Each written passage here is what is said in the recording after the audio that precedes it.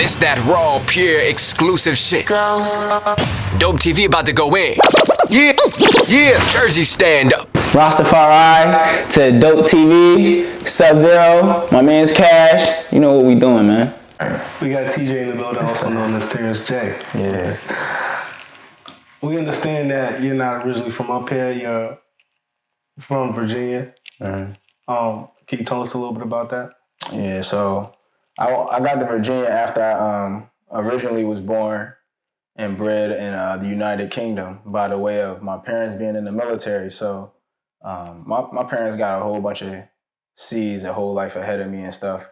So before they came to me, you know what I mean, they was in England, and then I was born there, raised there for 5 years. And then I got to Virginia right after, like, when we had caught the flight, I landed in Baltimore, and then we was there for like a couple weeks, like on some hotel type time. But then from there, I was in Virginia, and then I lived in Virginia for probably like, I'd say like 15 years. And then now, I've actually been in Philly for a little bit now. Yeah. Low key, like, that's like starting to add up. Yeah. I understand you got your own platform. You got your own business companies going on and whatnot. NewPorts&News. It's a big thing going on right now. But today we're going to talk about your artistry. Right. When I first heard your name, it was about a few years ago, about 2015, 2016 at a Rec Philly event at the William Street Common. Can you give us a little details on your life as an artist? So, rapping for me mostly is like, it's a hobby, and then it's like a career. Okay. Like, that's how I worked it into my life. Because before I was doing music, my honest opinion of like listening to music, like, unless it kind of directly described my life at the time, I thought rapping and like making music was kind of a corny vibe. Like, I was like, that's not where the money at. That's not where, the options in your life are at. I'm like, why would anybody want to do that? Like, it's cool or whatever, but I wasn't going to really aspire to that. I'm actually, like, I was just into academia. Like, I was just into just learning stuff more than anything else. So I started writing when I was just poor. I was poor as shit. I was homeless and shit. And then I was just like, that's when you can't really talk to nobody. Like, everybody not really able to understand what you're doing. So that's what kind of, the writing turned into like music. Like, it was the writing. And then that's how I got into music. You know what I mean? All right. What would you say the biggest highlight of your career has been so far as an artist? Performing in front of people. Yeah. Because I only perform probably like maybe 13, 15 times in my life. I don't always perform. I got hundreds of events, hundreds of songs, other things under my belt, but performing is something I kind of preserve. Not because, like, I'm good at speaking when it's off the hip. Like, I can talk like this all day. Okay. But it's like, when, for the level of what I appreciate in my music, if you're not articulating and delivering it and executing it well, like I said before from the beginning, I ain't really been a big fan. Okay. So it's like, that's how I'm like the same critic of myself, where it's like, if I don't nail the lyrics, if I don't know it, if my faces don't match on camera, if it don't like all line up to a real high degree for me, it's hard for me to get invested. So even just those 10, 15 times I've performed, those are the highlights of my career, easily. Okay. You know what I'm saying? Another question. What are the bases of the content you're trying to push out? Self. Yeah. Like, my whole thing is about self. Like, I want to get into different kinds of concepts and points of view and instruments with my music. But like right now, currently, it's like self, like telling your story. I'm telling my story, and I just be highly advocating, recognizing and adding value to your own personal life and story. You know what I mean? Because it's like, that's I guess the healing or the conversation that I'd like to have with myself that I know no one had with me and I didn't have with myself early on. So when I write, I be like reflecting and having conversations with myself about things that I ain't always really think about or talk to myself about in the past. So it's always about just like reflecting and even like maybe projecting and professing self. So I'll be like, yo, like getting green, me and the team doing big things, rhymes like that. It'd be like even just like prophesizing, like that's what I want and shit. Okay. It's a self though. So One question about business, no other questions. NewPorts&News, could you give us a little details on that? Like little Shouts out to the 757, you know what I'm saying? Because they don't really know about us, right? So I was like, look, I'm going to tell them. And through that, right, you know, the business element of how NewPorts&News is just like a light little dissemination. It's about like the monikers or the pillars of the brand is to support, teach, and entertain.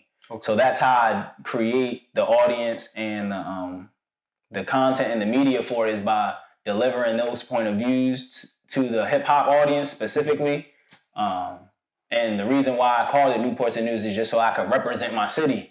Because I'd be like, don't nobody know about, you know, just the culture surrounding where I'm from. So I'm like, I'm going to put a little, it's like, I guess it's like a little like bat signal or a little star in the sky. Be like, don't think that don't exist. Yeah. You know what I'm saying? But I'm always here. Yeah, we here. Facts. One more. Can you tell us about you a little bit more? Absolutely. So, like I said, I was in the school. Like I was really in the school. Like I was in there trying to get the good grades. Like I said, my parents was military. So my first 10 years of my life was real sound and comfy. Like I'm like, yo, I'm going to college or I'm about to be like a soldier or something. I'm about to like no smoking, no drinking. And then my parents got divorced and that shit hit me kind of different. So it didn't hit me different. Like it actually hit me like how it hits everybody else. And that's part of like what I be talking about in my story. Like I ain't even gonna hold you. So that formed and shaped like the second half of my life living in Virginia. Like it was me and my dad. It was just me and him. He raised me by himself. And my mom was, you know, she was here and out, there and in, you know what I mean? So I didn't get to see her all the time.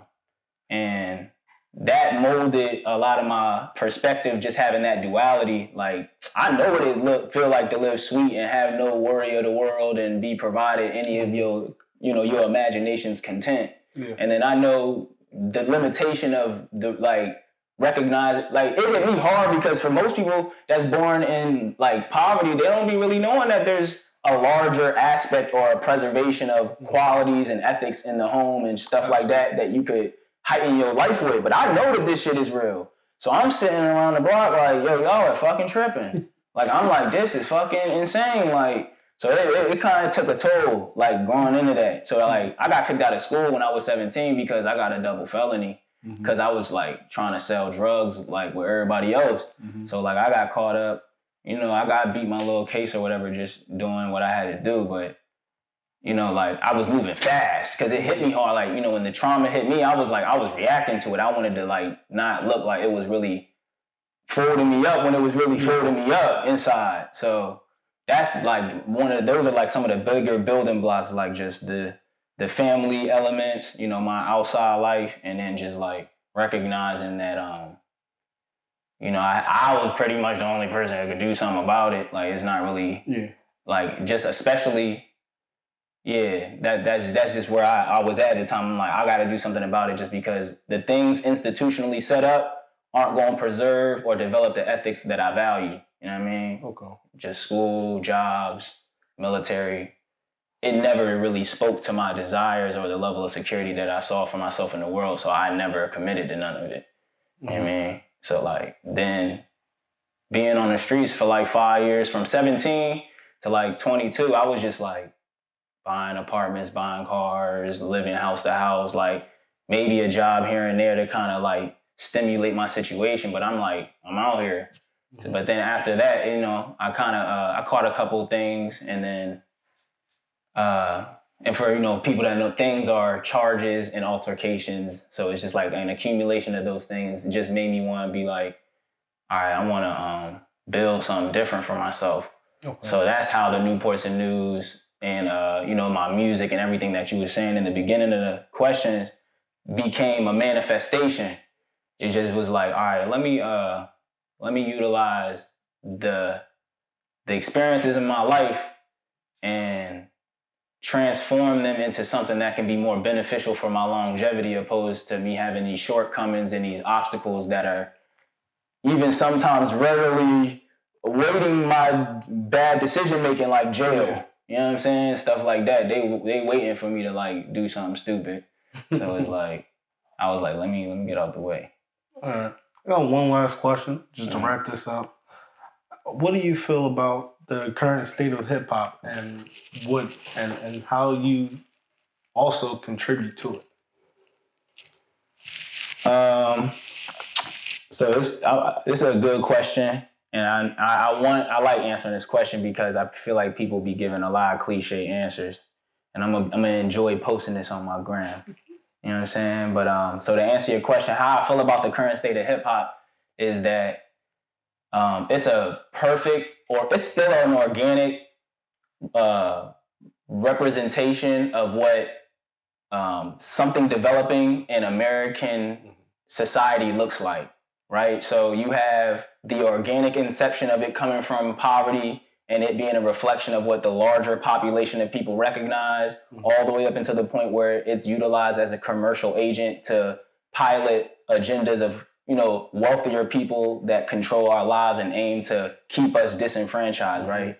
And I say it that way immediately because that's what drives me to be hungry and motivated to work towards preserving it and being a part of it, because I love all the kinds of music that come from it, because it's a reality that I'm accustomed to from being in the streets and seeing the depravity that incites some of the most magical, creative, inventive things that we are a part of, from dances to mannerisms and the way you dress, the things we talk about, the memes, bro. Yeah. Like, it's like I enjoy all of that part of the hip hop culture. And then I also enjoy and value the ethics and the culture and the history and the lyricism and the stories that are told. So like, my sign is a Gemini, and I feel like for what my musical experience and my human experience have in common and like intertwine is hip hop. Like that's like one of the most pivotal things that my life experience is created to do. You know what I mean? An effort of is doing my part, my version of hip hop. And you know, I'm a fan every day. Like, I listen to this shit every day. It's my life and it's my politics. It's my economics. Like, hip hop is everything that I do. So I enjoy it all the time. Like the current state of it, the 90s state of it, the 2000 Missy Elliott state of it. Like I remember sitting in my mom's car being like, if I could put Usher and this person on a song, I'd be the executive Bull. Like, shouts out to Bull, because of Philly, like that's culture that hip hop drives and invests back into us. So that's just something that I just love to do. Like I said in the beginning, the writing, going into the rapping and the hip hop stuff is always a hobby first for me. And then it's a career. So I enjoy the opportunities that it provides for me to meet cameramen like Cash, meeting people who want to speak and like create opportunities for people's work, like yourself, Sub. Is like hip hop do all of that. Yeah. You know what I mean? So I'm here for all of that. Like all the time. I'm here for that shit every day, all the time. That's why I was wanting to do this interview. You dig what I'm saying? Yeah. And I know that in itself is a cliche question. I know a lot of interviews. I know a lot of people ask it, but it's like you can answer it though. That's like, probably. I've only asked that question 4 times in my career as an interviewer, and that's probably the best question. I mean, best answer I've gotten out of anybody. I've been waiting to answer that shit. I don't take no interview, so I appreciate you giving me the opportunity to speak that. Mm-hmm. Thank you. Mm-hmm. Thank you for taking this interview. Bless it. Dope TV. So look, right, you can find me at TeejayNews. That's TeejayNews. Or you can go directly to my website, Buy from TJ. Everything spelled regular, BUYFROM TJ.com. That's what you gotta do if you wanna get with me though.